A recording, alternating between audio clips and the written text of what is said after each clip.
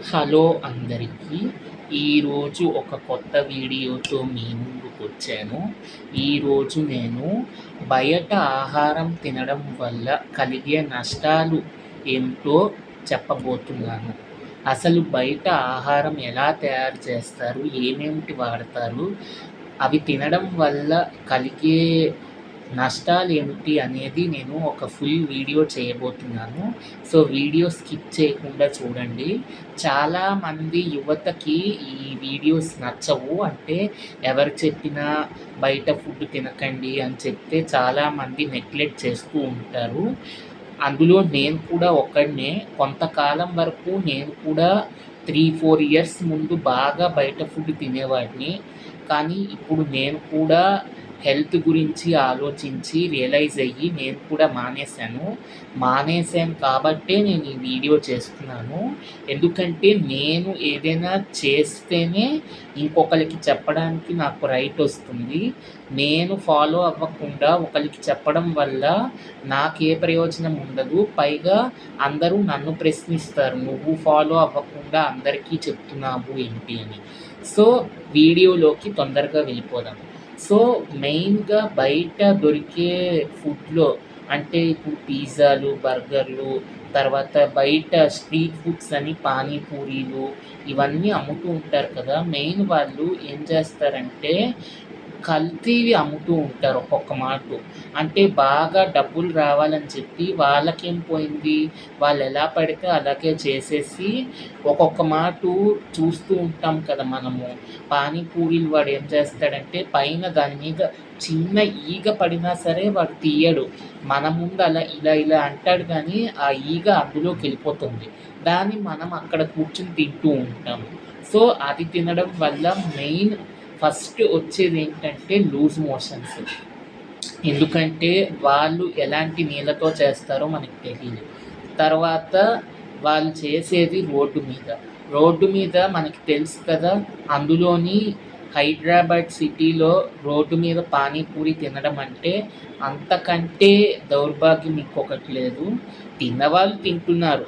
ఇవన్నీ ఎప్పుడో ఒక మాటు తినొచ్చు. కానీ ఊరికే అదే పనిగా తింటూ ఉండడం, హెల్త్ పాడు చేసుకోవడం ఇది కరెక్ట్ కాదు. అవి తినడం వల్ల మన హెల్తే పాడయ్యేటట్టు ఉంటుంది. ఎందుకంటే వాళ్ళకేం పోయింది, వాళ్ళు మన దగ్గర డబ్బులు తీసుకుంటారు. తర్వాత పాడయ్యేది మన హెల్తే. అనవసరంగా హాస్పిటల్సు, ఊరికే ఎంఆర్ఐ స్కాన్‌లంటారు, తర్వాత కొలెస్ట్రాల్ టెస్ట్‌లంటారు. ఎందుకు అవన్నీను? పానీపూరీలు అలా చేస్తారు. సమోసాలు కూడా చూశాను నేను చాలా సార్లు. వాళ్ళు వేయిస్తారు. సమోసాలని డీప్ ఫ్రై చేస్తారు ఒక నూనెతోటి. ఆ నూనెలోనే మళ్ళీ మరుసటి రోజు కూడా చేస్తారు. అంతేగాని మళ్ళీ ఫ్రెష్‌గా నూనె తీసుకొచ్చి వెయ్యరు. అంత నూనె కొత్తగా మళ్ళీ నూనె తీసుకొచ్చి వెయ్యాలంటే వాళ్ళకి సరిపోదు. సో, అందుకు వాళ్ళు ఏం చేస్తారంటే ముందు రోజు వాడిన నూనెనే స్టోర్ చేసి మళ్ళీ మర్నాడు తొందరగా చేసేసి ఉంచేస్తారు. ఈ మెయిన్‌గా బయట ఫుడ్స్ ఏదైతే మనం ఎక్కువగా ఇష్టపడతామో వాటిలోని యాక్చువల్లీ ఫుడ్ కలర్ అనేది ఒకటి దొరుకుతుంది. అది ఆరెంజ్ కలర్‌లో సింధూరం తెలుసు కదా! సింధూరం కలర్‌లో ఉంటుంది. అది చాలా ప్రమాదం. ఎందుకంటే దాంట్లో కెమికల్స్ అనేటువంటివి కలుపుతారు బాగాను. సో, అవి తినడం వల్ల మన కడుపులోని అల్సర్ ఫార్మ్ అవ్వడం, తర్వాత గ్యాస్ట్రిక్ ప్రాబ్లమ్స్ రావడం ఇవన్నీ జరుగుతూ ఉంటాయి.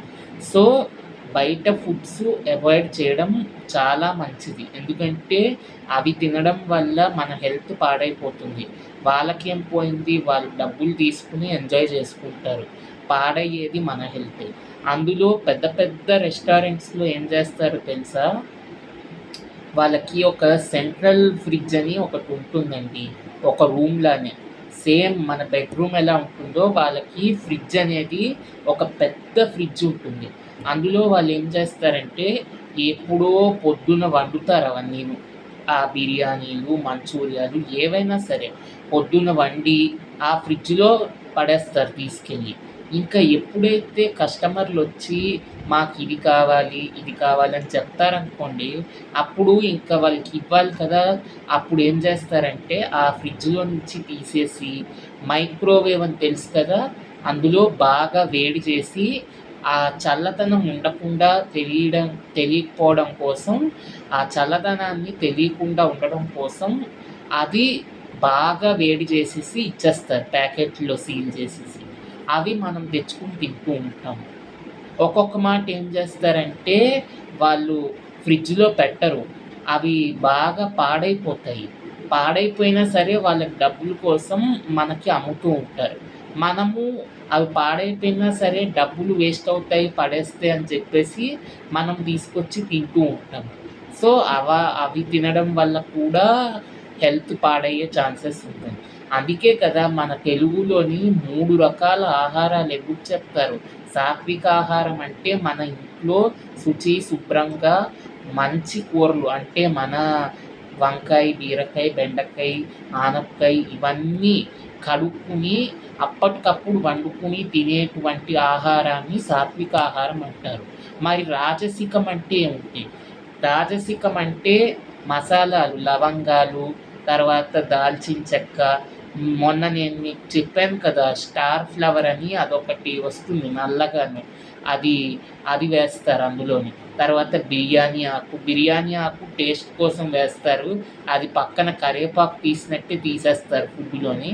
సో, అది టేస్ట్ కోసం వేసి తీసేయొచ్చు.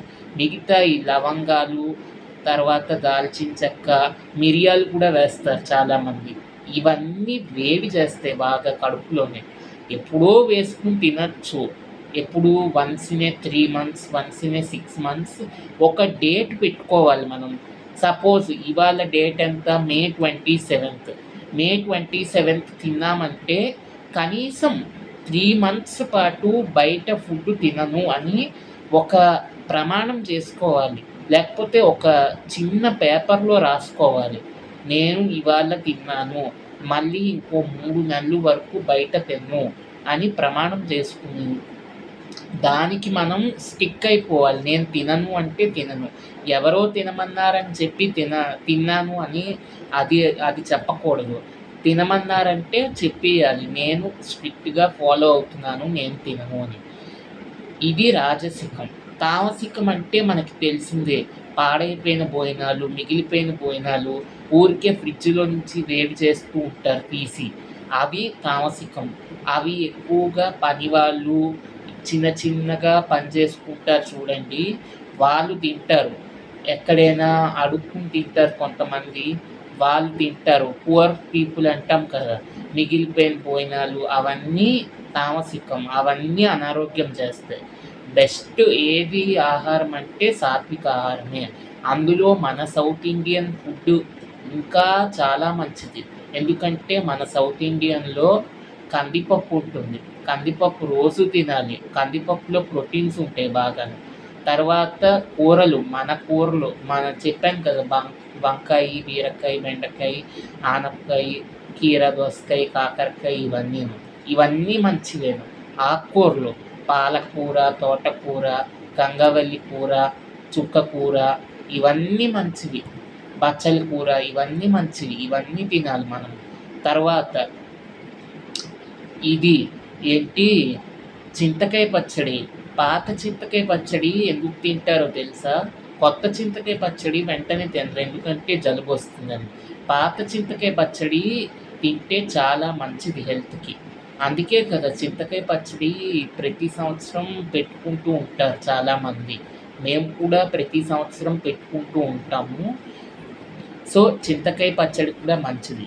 అందుకు అది తినాలి. తర్వాత మన సౌత్ ఇండియన్‌లో చారు లేకుండా అసలు భోజనమే ఉండకూడదు. కనీసం వీక్‌లో 2, 3 టైమ్స్ అయినా చారు తినాలి. చింతపండు చారు తినడం వల్ల మలబద్ధకం దూరమైపోతుంది.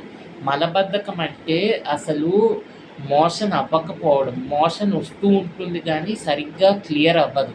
సో, అది క్లియర్ అవ్వాలంటే చింతపండు చారు కంపల్సరీగా తినాలి. తర్వాత పెరుగు మంచిది. చాలా మంచిది. పాలు, పెరుగు, మజ్జిగ ఇవన్నీ తినాలి. నెయ్యి తినాలి. ఇవాళ రేపు ఫ్యాషన్‌కి నెయ్యి తింటే లావైపోతున్నారు అని చాలామంది చెప్పడం. కానీ నేను అవేమీ నమ్మను. చాలామంది అంటారు మేము నెయ్యి తినడం మానేశాము అని. నూనె తినడం వల్ల బ్రెయిన్ బాగా పనిచేస్తుంది. తర్వాత నెయ్యి తినడం వల్ల జ్ఞానం అనేది పెరుగుతుంది. అందుకే కదా చిన్నప్పుడు పిల్లలకి ఎంత చిన్న పిల్లలైనా సరే వాళ్ళకి చిన్న బౌల్‌లోని పప్పు, అన్నం కలిపి నెయ్యి వేసి తినిపిచ్చేవారు. ఎందుకంటే వాళ్ళకి హెల్త్‌కి మంచిది ఒకటి, తర్వాత జ్ఞానం అనేది పెరుగుతుంది. సో, నెయ్యి తినాలి. నూనె కూడా తినాలి. ఎందుకంటే మన శనగ నూనెలో చాలా రకాల మంచి గుణాలున్నాయి. నువ్వుల నూనె తినాలి, శనగ నూనె తినాలి. తర్వాత పల్లికాయలు తెలుసు కదా! పల్లికాయలు, వేరుశనక్కాయలు అంటారు. సో, అవి కూడా మంచివి. ఉత్తప్పుడు తింటారు చాలామంది. అవి ఆకలేసినప్పుడు అవి మంచివి. మన సౌత్ ఇండియన్ ఫుడ్ చాలా మంచిది. అయితే ఇప్పుడు ఇవాళ రేపు కొంతమంది డైటింగ్‌లు అని చెప్పేసి అవాయిడ్ చేస్తున్నారు. చాలామంది వీట్ గ్రాస్ అంటారు. అదేమిటో నాకు ఇప్పటికీ తెలీదు. అది తింటూ ఉంటారు. పశువులు తినే గడ్డి మనం తినడం ఏమిటండి? ఆ! మనం మనుషులం అన్నం, పప్పు, కూర మనుషులకి సంబంధించినవి తినాలి గానీ, అంతేగాని నేను ఈ గడ్డి తింటున్నాను, వీట్ గ్రాస్ అంటారు కొంతమంది, ఇంకేదో గడ్డి అంటారు. అది నాకు అసలు ఐడియావే లేవు అస్సలు. సో, ఇలాగ. అందుకే బయట ఫుడ్ చాలా లిమిట్‌లో తినాలి. ఎక్కువ తినకూడదు. అందులోని మిడ్ నైట్ బిర్యానీ అంటారు. అంతకంటే ఇంకా ఘోరమైనది ఏమీ ఉండదు. ఎందుకంటే ఆ మిడ్ నైట్ బిర్యానీ అర్ధరాత్రి పూట తెప్పించుకుని భూతాల్లాగా, పిశాచాల్లాగా కొంతమంది తింటూ ఉంటారు. వాళ్ళని చూడలేం అస్సలు మనం. అందులో మాంసాహారం తినే వాళ్ళకి ఎక్కువ అనారోగ్యాలొస్తాయి. ఎందుకంటే ఆ మాంసాహారంలోని వాళ్ళు ఎక్కువగా ఈ రాజసికం వాడే పదార్థాలు వేస్తారు. అంటే లవంగాలు, ఇలైచి, తర్వాత దాల్చిన చెక్క, మిరియాలు, గసగసాలు, ఆ! తర్వాత ఇంకేవేవో వేస్తూ ఉంటారు. అంతంతేసి పోస్తూ ఉంటారు. తర్వాత అన్ని ఉల్లిపాయలు వేస్తారు, అన్ని టమాటాలేస్తారు, అంత కారం వేస్తారు. మనకు చూడ్డానికి భయమేస్తుంది. కానీ వాళ్ళు అలానే తింటారు. అప్పుడే కదా టేస్ట్ వస్తుంది. లేకపోతే ఏమవుతుందంటే ఆ మాంసం వాసనే వస్తుంది. ఆ మాంసం యొక్క వాసన పోవడానికి చాలామంది అంతంత వేస్తూ ఉంటారు. అవి తినడం వల్ల వాళ్ళకి ఎప్పుడూ అనారోగ్యాలే. అందుకే ఎక్కువగా మాంసాహారులకి అనారోగ్యం అంటారు. ఎందుకంటే వాళ్ళు తిన్నంత కారాలు మనం ఎక్కువ తినము. అందులో మన సౌత్ ఇండియన్ ఫుడ్ అంటే సాఫ్ట్‌గానే ఉంటుంది. సింపుల్‌గానే ఉంటుంది. తమిళియన్స్ అయితే ఇంత కూడా కాదస్సలు. వాళ్ళకి ఉట్టి సాంబార్ అన్నమే ఉంటుంది ఎప్పుడు. పొద్దున్న ఇడ్లీ, సాంబార్ తింటారు. మధ్యాహ్నం ఏమొచ్చి సాంబార్‌లో ముక్కలేస్తారు కదా! బెండకాయ ముక్క, గుమ్మడికాయ ముక్క, ఆనపకాయ ముక్క ఇవన్నీ వేస్తారు కదా! అవే తింటారు తప్ప మళ్ళీ ప్రత్యేకంగా వాళ్ళు కూర వండుకోరు. మళ్ళీ రాత్రికి అదే సాంబార్ తింటారు. అలా రోజు వాళ్ళు సాంబార్ అన్నము, మజ్జిగన్నమే తింటారు తప్ప బయట ఫుడ్స్ ఎక్కువ తినరు.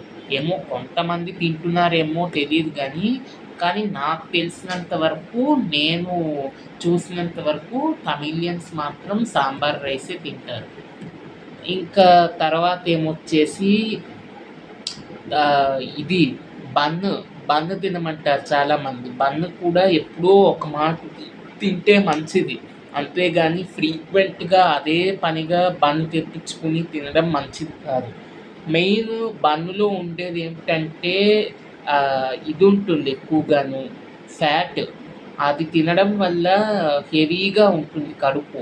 సో, అందుకు బన్ తినడం తగ్గించేయాలి. నేను సాధారణంగా బన్ ఎప్పుడూ తినను. బ్రెడ్ ఎప్పుడు తింటానంటే శాండ్‌విచ్ ఎప్పుడైతే రేర్‌గా ఇంకా శాండ్‌విచ్ చేస్తామంటే అప్పుడు తింటాను తప్ప ప్రత్యేకంగా నాకు బ్రెడ్ నచ్చదు. ఆ బ్రెడ్ ఎప్పుడు ఎవరు తింటారు? ఎవరికైతే జ్వరం వస్తుందో, ఇంకా వాళ్ళు ఏమి తినలేమంటారో అప్పుడు వాళ్ళు తింటారు తప్ప మనం ఆరోగ్యంగా ఉన్నవాళ్ళం బ్రెడ్ తినడం ఏంటి? అందుకు నేను బ్రెడ్ తినను. ఇంకా రాగి మాల్ట్ చెప్పాలంటే చాలా మంచిది. రాగుల్లోని ఇవుంటాయి, కాల్షియం ఉంటుంది. తర్వాత రాగులు బీపీని కంట్రోల్ చేస్తాయి. పొటాషియం ఉంటుంది రాగుల్లో. అందుకే రాగి మాల్టే కాకుండా రాగి అట్టు వేసుకోవచ్చు. రాగి అట్టు చాలా మంచిది. ఏముంది రాగుల్ని నానపెట్టి మిక్సీ చేసుకుని పిండి చేసుకున్నాక దాంట్లో 2 చిల్లీస్ వేసి, తర్వాత కొంచెం జీరా, కొంచెం సాల్ట్ వేసి బాగా కలుపుకొని దోసల్లా వేసుకుని తిన్నామంటే టేస్ట్ బాగానే వస్తుంది. రాగి అట్టు మంచిది, జొన్న అట్టు కూడా మంచిదే. మళ్ళీ జొన్న రొట్టి మంచిది కాదు, ఎందుకంటే జొన్న రొట్టి చాలా గట్టిగా ఉంటుంది తినడానికి. చాలామందికి అరగదు జొన్న రొట్టి. సో జొన్న అట్టు మంచిదేమో. జొన్నలు కూడా సేమ్ రాగుల్లానే నానబెట్టుకుని మిక్సీ చేసుకుని పిండిలా చేసుకుని 2 చిల్లీస్, జీరా, కొంచెం సాల్ట్ వేసి బాగా కలుపుకొని సేమ్ దోశల్లా వేసుకుంటే జొన్న అట్టు కూడా చాలా మంచిది. మన సౌత్ ఇండియన్ ఫుడ్ చెప్పాలి అంటే మన వంటలు ఏమీ ప్రమాదం చేయవు. మిగతా బయట అంటే నార్త్ ఇండియన్ పూరీ చోలేలు, తర్వాత బిర్యానీలు, మంచూరియాలు ఇవన్నీ కొంచెం ప్రమాదం చేస్తాయి. సో ఇవి చూసుకోవాలి మనం. మిరపకాయ బజ్జీలు అంటారు. మిరపకాయ బజ్జీలు ఏం చేస్తారంటే వాళ్ళు మిరపకాయని బాగా అంటే బజ్జీ మిరపకాయలని వేరేగా ఉంటాయి. అవి గింజలు తీసేసి అందులో శనగపిండిని బాగా స్టఫ్ చేసి దాని మీద కొంచెం ఉల్లిపాయలు, ఇంకేవో రీసెంట్గా ఒక పౌడర్ వచ్చింది మిరపకాయ బజ్జీకి. ఆ పౌడరు ఆ బజ్జీ మీద పోస్తారు సో టేస్ట్ రావడానికి. దాన్ని నూనె మీద ఫ్రై చేస్తారు. సో అది కూడా చెప్పాలి అంటే కొంచెం తినచ్చు. ఎప్పుడైనా once in a 15 days or once in a month తినచ్చు. కానీ రెగ్యులర్గా తినడం అనేది కరెక్ట్ కాదు. మన ఆహారంలో పూర్వకాలంలో వెల్లుల్లిపాయలు తినేవారు కాదు. కాకపోతే ఇప్పుడు కొంతమంది డాక్టర్స్ చెప్పడంతో వెల్లుల్లిపాయ మంచిది, వెల్లుల్లిపాయ తినాలి అని చెప్పడంతో తినచ్చు, తప్పు లేదు. కాకపోతే నియమాలు చూసుకుని తినకూడదు. అంటే కొన్ని నియమాలు ఉంటాయి కదా, ఆ నియమాలలో తినకూడదు వెల్లుల్లిపాయ, ఇంకా ఉల్లిపాయ. తర్వాత ఇంకా కొత్తిమీరలో వచ్చేసి విటమిన్ హెచ్ ఉంటుంది. విటమిన్ హెచ్ చాలా మందికి తక్కువ ఉండడం వల్ల కొత్తిమీర మళ్ళీ తినాలి అని పూర్వపు రోజులే వస్తున్నాయి. పూర్వకాలంలో ఈ విటమిన్స్, మినరల్స్ అవి ఏమీ తెలియవు కాదు. మొత్తం అన్నిట్లోని బలం ఉన్నవే తినేవారు తప్ప బలం లేనివి ఎప్పుడూ తినేవారు కాదు. అవే ఇప్పుడు సైన్స్లో రీసెర్చ్ అని పేరు వచ్చి మళ్ళీ రీసెర్చ్ చేసి చెప్తున్నారు తప్ప పూర్వకాలంలో ఉన్నవే ఇప్పుడు కూడాను. కాకపోతే పూర్వకాలంలో గోంగూర తినేవారు కాదు. ఎందుకంటే గోంగూర తినకపోవడానికి కారణం ఒక చిన్న స్టోరీ చెప్తాను. ఏమైందంటే ఒక పొలం చేనులో ఒక ఆవు ఏంటంటే పంటను మొత్తం అంటే ఏదో తినేస్తుంది, మొత్తం పంట మొత్తాన్ని, గడ్డి మొత్తాన్ని తినేస్తుంది.